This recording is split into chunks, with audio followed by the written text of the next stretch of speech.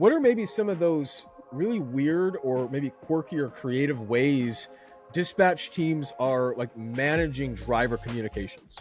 Sure. My favorite, and I've seen it happen more than once. But once I had the pleasure of being in the room. We visited a customer on site, maybe 60, 70 truck fleet thereabouts.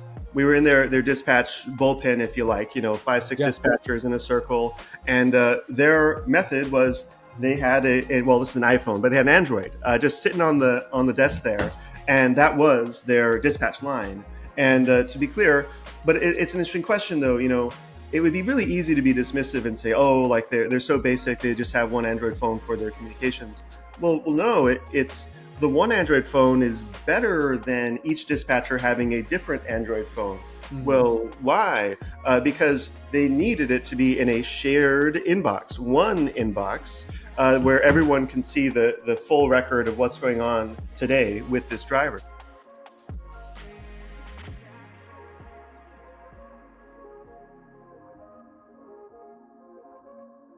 Welcome back to the ThinkFreight Podcast. Thanks for joining us today. I'm your host, Tommy Wardine. I'm excited to welcome back a familiar face. We've got Eric Rodriguez. He's the co-founder and CEO of VendorFlow. Welcome back to the pod, man. Thanks for spending some time today. Great to be back, Tommy. Excited to be back. Dude, it's great to have you here. There's been way too much time since the last time you and I have hopped on a pod and chatted formally like this. So what's going on? What's new in your life before we dive into freight and VendorFlow? Oh, just for me, I mean, my stuff. My big thing over the last year has been I do hot yoga 6 times a week. Fun fact: there's a studio across the street from my house, and it really resets me in the late afternoon after too many Zoom calls. It's a nice way to reset. Beyond that, though, just a bunch of travel. As you know, we're back in conference season. Oh yeah. Dude, I love it. You and I were literally just talking about yoga like 30 seconds to me before I hit record. Sure. So it's cool. It's cool to kind of tie that in. How has hot yoga really helped maybe help you decompress, like you said, after those long days of Zoom calls all day? Sure. I see it as kind of a 2-for-1 or even a 3-for-1 for your time because you get the workout and you get the mental benefits where you're clear and you can go back to work again and do good work or relax after work too. But I find myself in the late afternoon, I know I'm not as effective as I could be. So it's a nice way to hit the reset button. Do you come back from hot yoga and get right back to work, or do you like to relax after? Oh, for sure. Always relax. Take a quick rinse in the shower. Pick up a little. I don't know if you know about Olipop or Poppy. These kind of probiotic soda type of thing. I know very very Los Angeles. I know, but it's been a nice way just to unwind for a minute. Yeah, that's right. Dude, I love it. No, that's fantastic. Well, let's dive a little bit more into kind of what you've been dealing with and kind of how you've been navigating kind of the tech world with VendorFlow. You've been in the startup landscape for a little while now. I'd like to kind of ask, what are some of the biggest challenges you've faced as a co-founder and CEO in the freight tech space over the last couple of years? It's kind of been an evolving space, right? Like we've gone from the gold rush market in early 2021, 2022 to kind of this lower market over the last couple of years where kind of capacity and fleets are kind of leaving the market. So how does that kind of impact how you guys approach tech and sales right now? Yeah, I mean, 2 things come to mind for me. I mean, one is really narrowing our target audience has helped us a ton.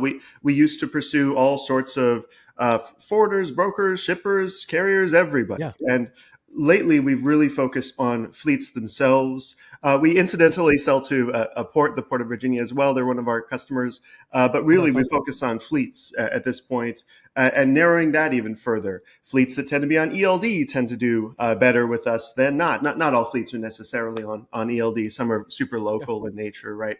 So those have been big qualifiers. And just being really honest with ourselves of if I could only get one intro to one fleet, what would be the exact perfect example? So getting more and more specific. We spend a lot of time in drayage and intermodal, and that tends to resonate really well. So that's where we've been spending a lot of our time.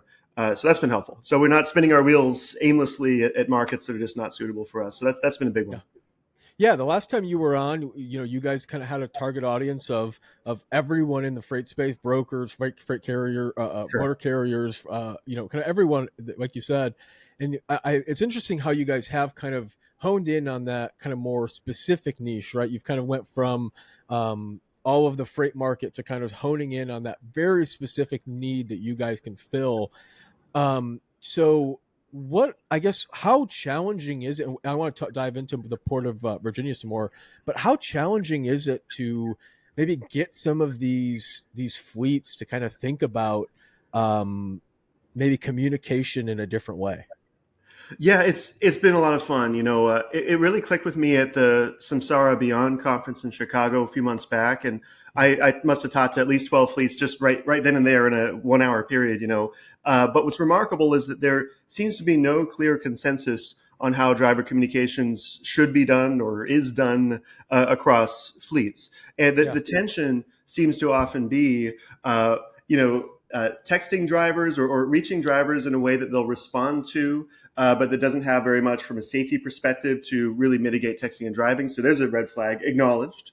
And then on the other side, there are these really fancy kind of driver apps and stuff that are specific to trucking and require training and install and login and all this stuff. Well, the adoption tends to not be there. So Mhm. this is the natural tension that we often see. But oh boy, we've seen a variety of behaviors. We've seen fleets that ask their drivers to install Microsoft Teams. Respectfully, I say good luck. That tends to be difficult from an adoption perspective. Or Slack or GChat, all the same class, right? But then we'll also see your WhatsApp and Telegram tends to get better adoption to have drivers install that. And for folks who don't know WhatsApp and Telegram, these are social messaging channels that often correlate with like certain communities. Often WhatsApp will be like a very Latin American community or Indian American driver community and so on. It can be very binary on those. For some fleets, it's extremely relevant, and for others, it's what's WhatsApp. I never even heard of it. So it can vary quite wildly. But again, to not to belabor the point too much, but yeah, then there's SMS, there's ELD messaging, like a Samsara message, a Geotab message. There are these new kind of OEM messages, like some of the truck manufacturers themselves are building in messaging and voice into it as well. So what's the right answer? Mhm. And in my mind, the right answer is whatever the driver can safely respond to. And yeah, indeed, it's a needle to thread. It's not necessarily a silver bullet situation. Yeah, there's you laid out so many different ways that a a, a dispatcher or fleet manager could reach out to their driver, right? And there's just off the ones you listed that I can remember you saying there's maybe 9 or 10 different ways, Sure. Yeah. including I don't think we even mentioned the traditional phone call and things like that. There's so many different Yep. ways TMS app messaging. Didn't even mention that. Right. That's a yeah, whole thing. yep, exactly. There's so many ways to reach a driver, but like you said, it's kind of how can you do it effectively to where they're not putting themselves in a safety standpoint, a negative safety standpoint, but also where they can kind of respond to that as quickly as possible. I remember being a broker, and this is a total one to one. But when I would reach out to my dispatchers or anyone like that who was more in charge of their drivers, I like to reach out to them because I didn't like to bother the driver, right? It more felt like if I was sitting there reaching out to them, and a lot of times they really didn't have good or clear communication with their drivers. So it was always kind of interesting to see it from that perspective, and maybe like try to understand why wasn't there or how did they not kind of maybe solve some of those issues in the early ages of kind of where we're at with smartphones and technology to have all these different fragmented ways of communicating with drivers. It's kind of like indicative of our entire industry, right? It's just a very fragmented industry, and we're just trying to find the right tech solutions to kind of bring it all together and make things a little bit easier. Sure, and I mean, what we found is that it's not so much that any of these channels are right or wrong or anything. Let's take texting or WhatsApp for example. I mean, Yeah. what the gap in our view is that these channels need to be better integrated with the ELD, better integrated with the TMS as well. But principally, our customer feedback has been more for ELD integration. And what does that look Interesting. like? Well, so what are we really talking about? So one classic fleet profile, it'll be something like this. The safety leader will use the ELD messages for broadcasting to the fleet force to say, hey, there's a training on Tuesday, be there, be square, or there's a inclement weather situation in the Northwest and so on, right? So that's a classic way, but that's just safety. What about dispatch? Oh, dispatch uses yet other channels. So now you have this split brain systems messaging drivers. So what we Yeah. offer is a communications hub to unify that in one place. So from one hub, you could send an SMS or a WhatsApp or an ELD message or a TMS message based on what the driver will safely respond to. That's what, and that could be a function of their preferences. But when we talk about ELD integration, there's a few elements. One is we believe that fleets should need a rules engine to say, hey, it's fine, dispatch. If you want to send a text, fine, but let's make sure the truck is not rolling when we deliver that text. So we can check the ELD, make sure it is safe to deliver the text, and then deliver it. And on the other side of that coin, we can also correlate, is the driver texting into dispatch while the truck is rolling? We can provide a report to safety. Really important, of course, that safety actions that report to retrain the driver, whatever the case may be. But these are some of the patterns that we don't think have really been brought to market yet to really unify voice and communications and texting with these ELD systems that are so powerful. They can do so much. I mean, it's super funny and anticlimactic how one of the most exciting elements I've gotten from recent customer feedback has been, wait, VendorFlow, can you auto fire a lunch break reminder to our drivers? And I'm like, well, yeah, of course. And they're like, oh my God, it's amazing. Amazing. Because we're having a bunch of lunch break violations, which is very funny to me because it just feels rather, I don't know, very like HR basic stuff. But like, Yeah. hey, great. If that's where we can come in and help solve problems, then I love it. No, that's really interesting. Like that, it's just like people are getting so excited over some of those just little kind of reminders or helpful um, tips or features for their drivers to just make it a little bit easier for the drivers to both have those reminders, and the dispatchers don't have to be, talking to 50 drivers saying, "Hey, remember to take a lunch, please." That Sure. gets overwhelming very quickly if you're not sending those automatic reminders. So some of the common objections that you guys hear, Eric, what are you guys hearing in terms of some of the most common things carriers are worried about, and how are you addressing some of those concerns? Yeah. I mean, it is remarkable how the sort of culture and policies across fleets can vary wildly. I'll talk to one fleet and they'll say, "Oh yeah, we just do texting and WhatsApp and don't think much of it." I'll talk to other fleets and it'll almost be like how dare you talk to me about texting? That's inherently risky and so on. Yeah. Which fair. I mean, those are both legitimate positions. Don't get me wrong. Now, from the safety perspective, that safety objection, that's where we come in and clarify with proper marriage with ELD, with proper rules and regulation, Yeah. you can achieve a safe way to engage drivers in the way they wish to be engaged, that they're most likely to read and respond to, which I suspect is what we all want here. So Now, it takes a little time to educate in that regard, which is fair because I regard this as relatively fresh to market. yeah, I was just going to say, it sounds like most people don't even realize that that's something that the ELDs can do, right? Sure. Well, it's a funny thing. The ELDs have always had generally have great APIs. Communicate. I mean, Yeah. Samsara, Platform Science, Motive, Geotab. These are the ones that we're especially interested in. Most of our customers are represented across those four. So capabilities have been there, but has there been a communications provider that is strong in these various messaging channels? We regard ourselves as I don't know if it's fair to say first to market. I'm not terribly interested in saying we're the first to think about it. Or I'm not interested in the egotistical facet of this, but we do regard ourselves as relatively fresh in terms of bringing this all to market. So in that sense, the marriage of these concepts, that's what's new. Why do you think there, and I may have asked this in our previous episode, so I apologize, but why do you think there maybe hasn't been another platform or technology like VendorFlow that has come in and said, hey, we're going to kind of adopt all these different ways of communication and kind of bundle them together to, like you said, make it easier for the driver to be able to respond in a way that's safe and convenient for them?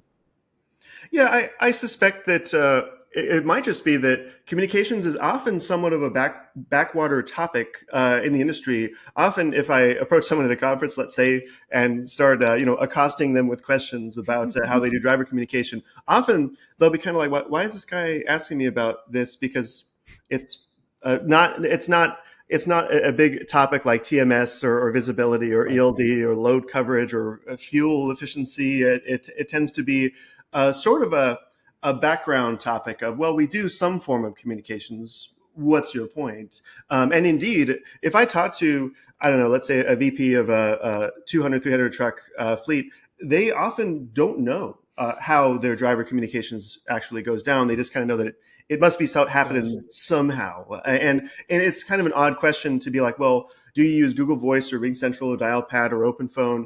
In their mind, what are we talking about? What's the difference? It's all just phone stuff. Yeah, that's really interesting. I want to ask because it ties into kind of some of the fleets that you're talking to all the time. What are maybe some of those really weird or maybe quirky or creative ways dispatch teams are like managing driver communications? Sure. My favorite, and I've seen it happen more than once, but once I had the pleasure of being in the room. We visited a customer on site, maybe 60, 70 truck fleet, thereabouts. We were in their dispatch bullpen, if you like, 5, 6 Yeah. dispatchers in a circle.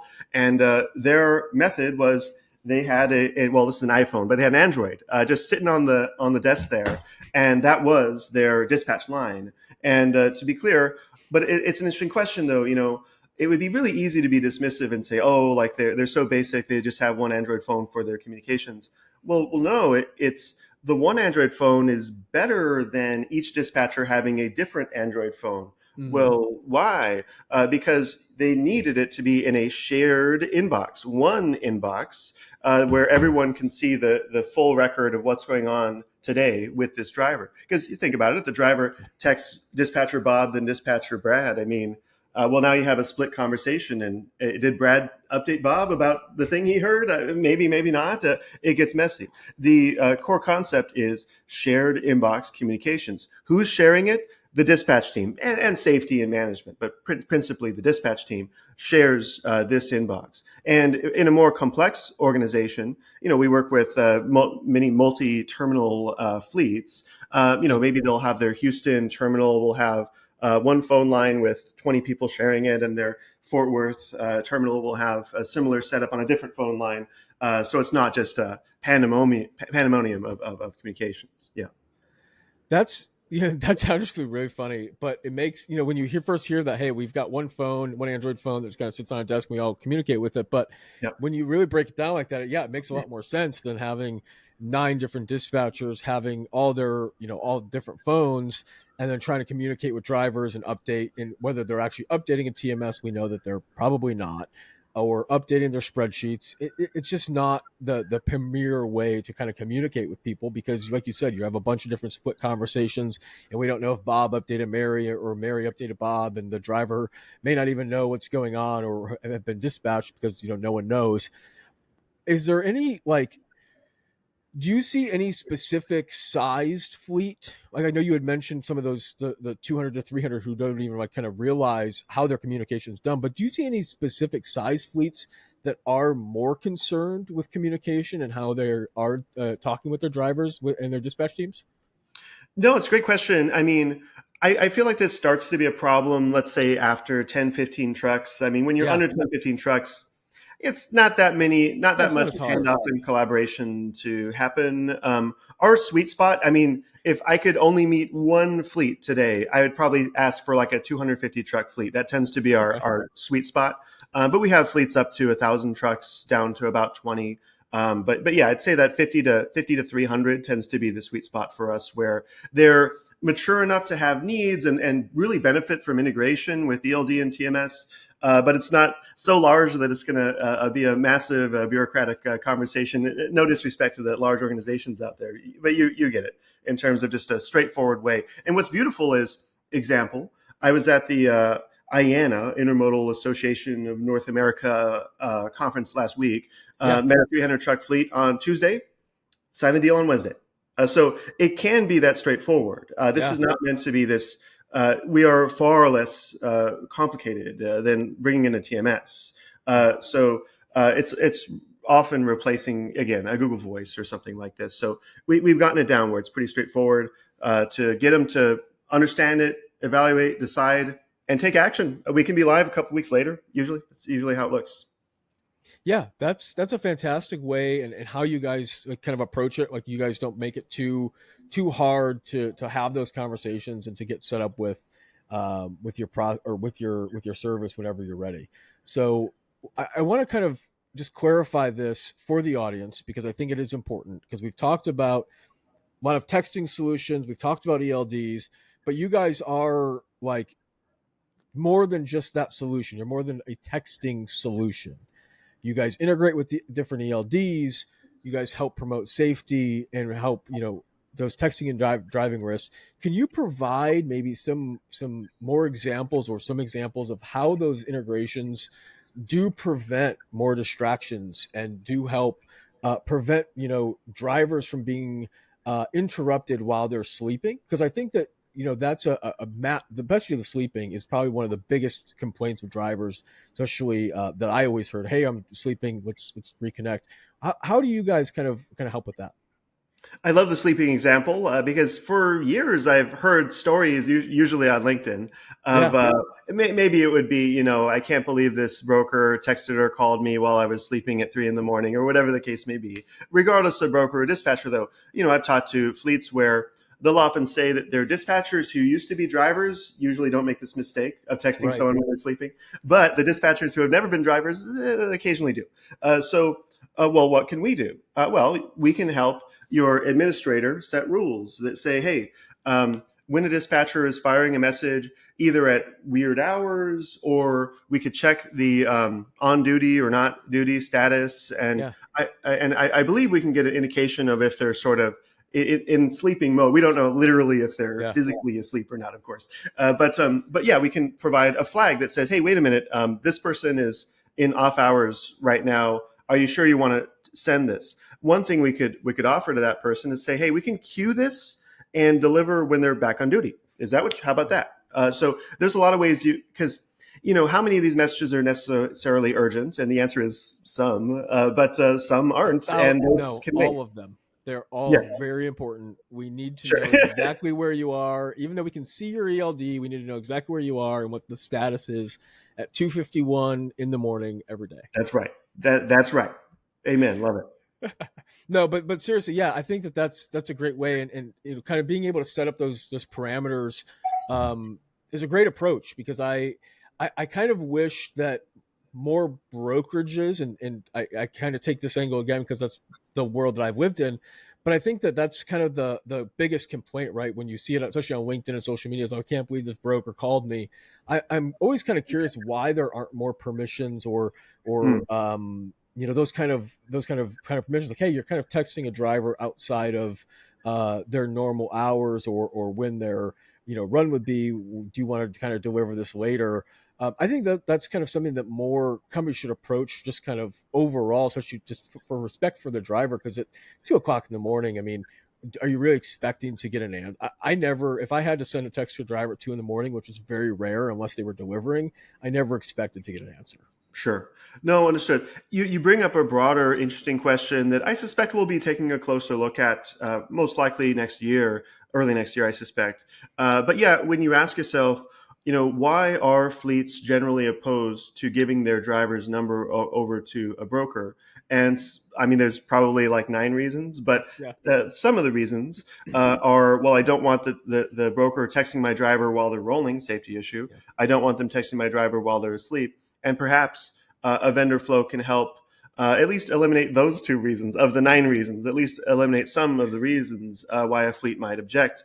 So at least when the broker does engage the driver, it's safe and respectful of their boundaries, for lack of a better word. You had mentioned a little bit earlier the Port of Virginia product, and which sounds incredibly fascinating. Can you tell us a little bit more of kind of what you guys are doing with them and how vendor flow is really involved? Yeah, appreciate that. So our roots come from the drayage and intermodal background, Yeah. where we've been to the Port of LA Long Beach and surrounding area is where we spend a lot of our time. And yeah, we grew up around drayage, so we've always been particularly fascinated with ports and terminals, and we've had some relationships in that domain. And for Port of Virginia, what we do is, well, they were looking for a solution to better engage their motor carrier community, Yeah. to allow the motor carrier community to subscribe to alerts. So, hey, this gate is closed, or this terminal a stack of containers is offline for the next few hours, or your appointment Yeah. may have been impacted. Safety reminders, maintenance issues, whatever the case may be. So they can spare the motor carrier community of potentially driving all the way in and realizing, oh, we can't even serve you Yeah. right now, or whatever the case may be. So it's a mixture of safety and just great service to the motor carrier community. And we were really pleased to see just how many motor carriers signed up. It might be inappropriate to be throwing out numbers because that gives a sense Yeah. of their whole business and stuff. But we were really pleased to see how engaged the motor carrier community is with this. We've done our research. In my research, well, I've done my research, I should say, about 40% of American ports do these types of SMS alert programs. And of course, we encourage more of them too. Shocker, but we're in talks with a couple more to provide a similar service. Yeah, that makes a lot of sense because you did say, like, I mean, I have a lot of friends who worked at the ports. I used to send a lot of trucks to the ports, and something that they did, a lot of drivers said there are so many messages that go out if you're in and out of the ports constantly. And yeah, a simple way to kind of relay that information, other than kind of texting one company or one dispatch service or whatever it may be, who may not be, like you said, relaying that information to their drivers, or the driver just may not see it in time. So it makes a lot of sense that you guys are kind of helping kind of deliver that some of that information.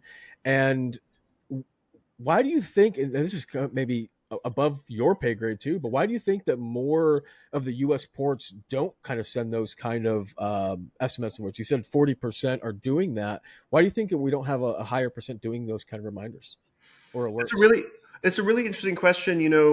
One little bit I've learned is there are different flavors of ports. There's operating ports where, for example, Yeah. the state owns and operates the terminals at the port. So it's a bit easier for that type of organization to say, to be aware of things that are happening in their own terminals, to Yeah. report about them to drivers. So there's perhaps a bias where it tends to be more operating ports that engage in such activities. However, there are a small number of landlord would be the other type, ports Mm. that do engage in this. What's a landlord port? Well, the port is still a typically a state or municipal entity. However, they sublease out each terminal to terminal operators. I don't know, APM terminals, Ports Yeah. America, and so on.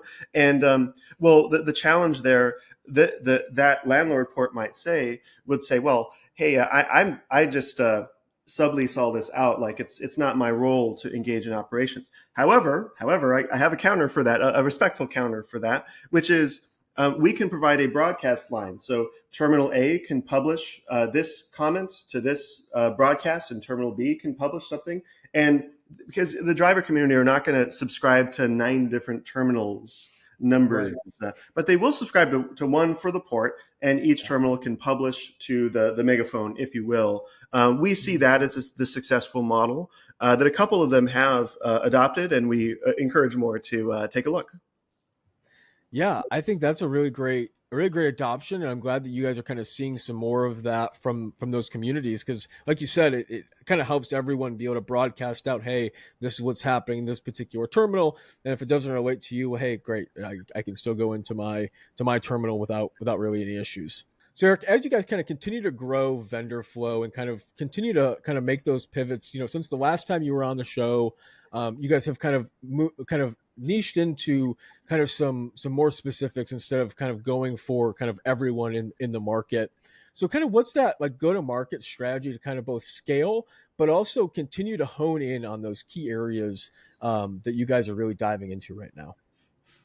Yeah, so we feel like in the last, let's say, 6 months, there's no magic moment where this happened, Yeah. but we feel like in the last 6 months or so, we really hit that threshold where we very clearly have a sense of product market fit. We know who we're targeting. We know what the value prop is. And usually if I talk to a qualified lead, they convert. Yeah. We bit much to say exactly how many customers we have, but signed one today, signed one last week, signed one the week before that. So things have been finally picking up.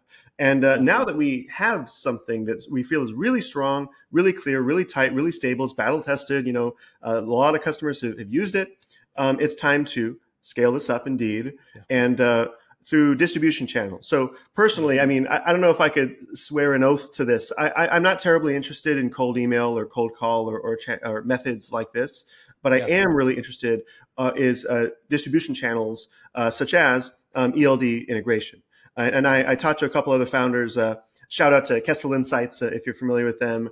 But really fantastic success stories where they will get in the Samsara App Store, the Geotab App Store, the Platform Science App Store, not just exist in the App Store because it's progress. Great job. You're one of 50, 100, 200 logos in an App Store. It's a good start.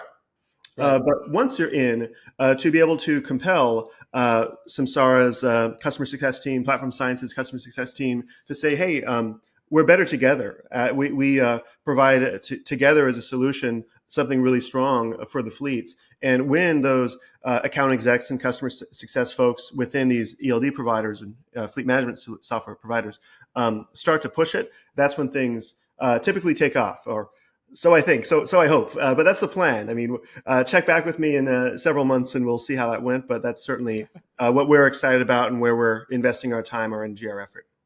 No, that makes a lot of sense. And you guys do a lot of conferences and things like that too, to kind of, stand out and reach out to some of those both fleet managers who are attending these, to kind of reach out and kind of look at those new technologies like what you guys are building, which I think those kind of work a lot better than kind of the cold call, cold email approach, because you're standing right in front of them, right? It's really hard to slam the door in someone's face when they're standing right in front of you. So they're a lot more, I guess, willing to kind of share some of those pain points and what's going on with their fleets. And like you said, some of them may kind of look at you kind of silly and say, like, why are you even asking me some of these communications questions?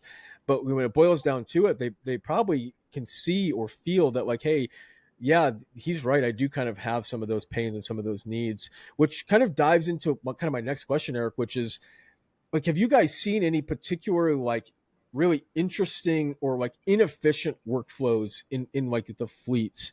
I know we talked a little bit about some of those a little bit earlier, but, like, have you seen any of those, like, particularly crazy or interesting, like, workflows?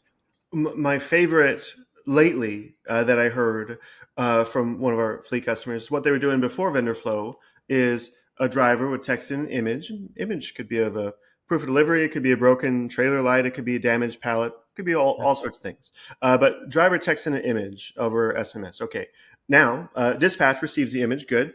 They download the image, PNG, whatever it may be. They convert the image to PDF, and then they upload the image to Microsoft Teams to say, hey, billing, please take a look. And then billing will take a look. Then billing downloads the PDF, then uploads it to TMS.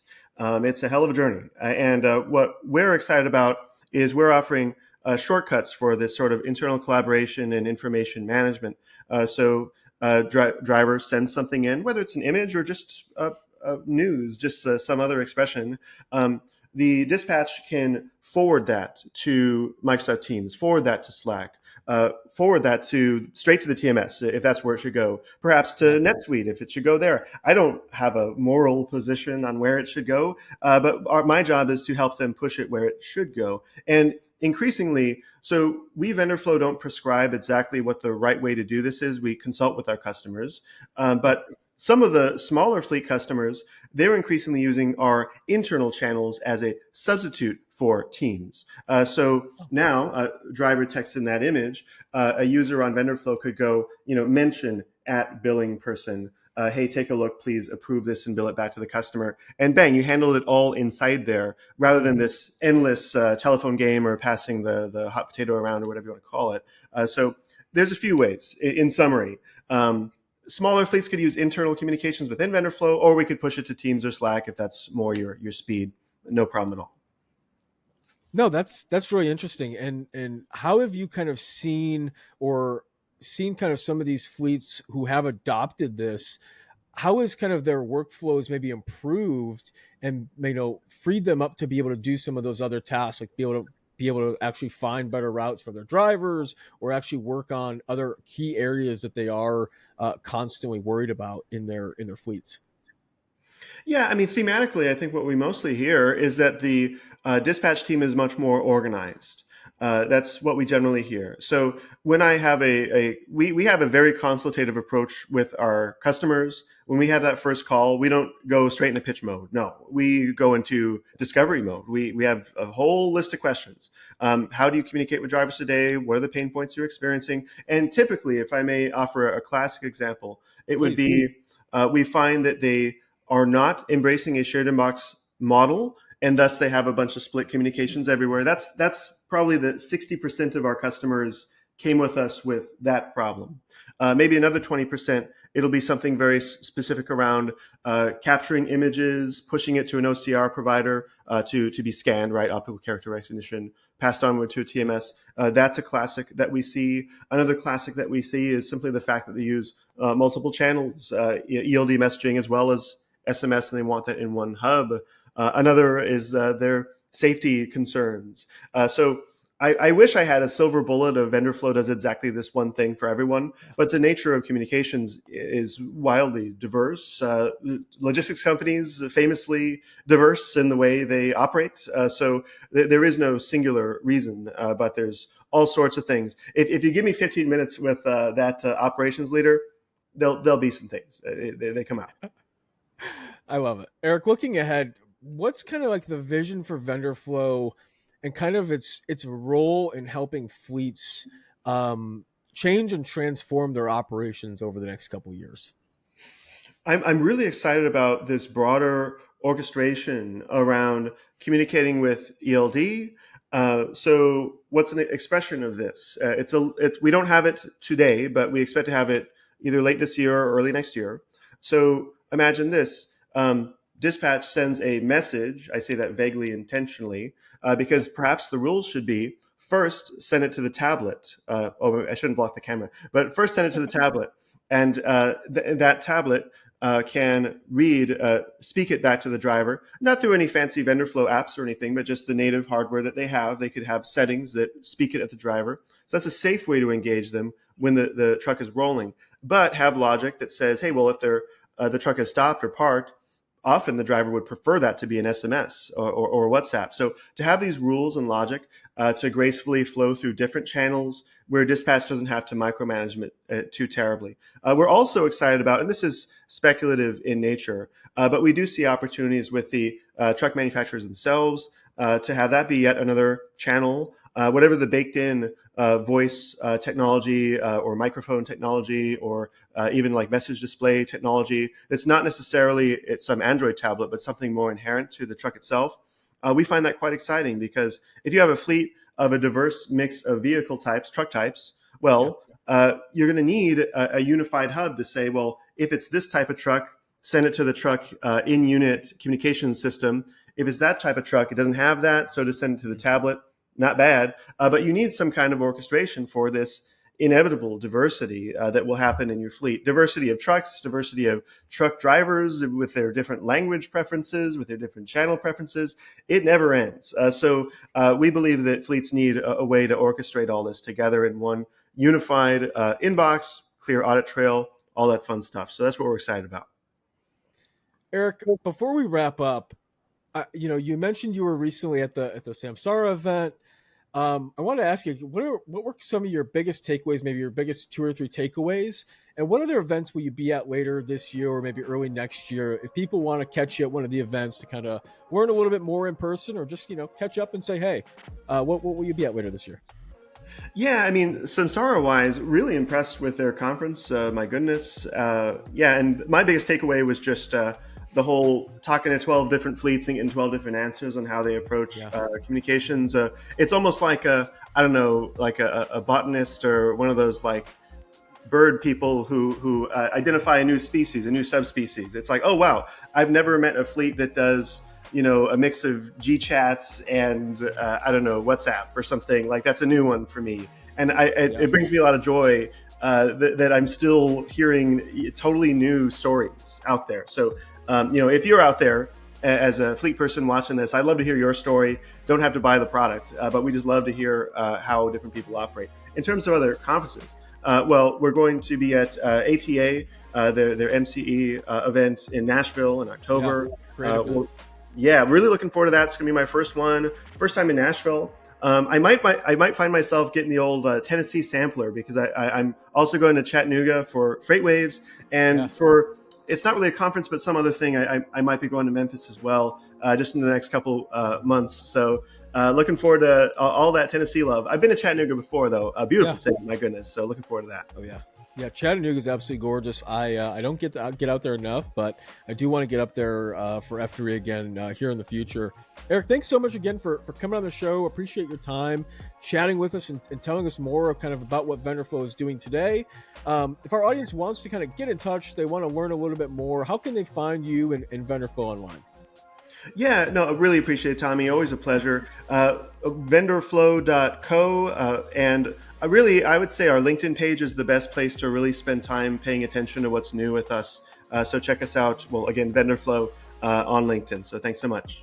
No, of course, man. And if you guys like today's podcast, make sure you give it a like and review. It does help us out a ton. And don't forget, we do drop 3 weekly newsletters, ThinkFreight.io, Monday, Wednesday, and Friday. We'll catch you guys in the next episode. And don't forget to think freight.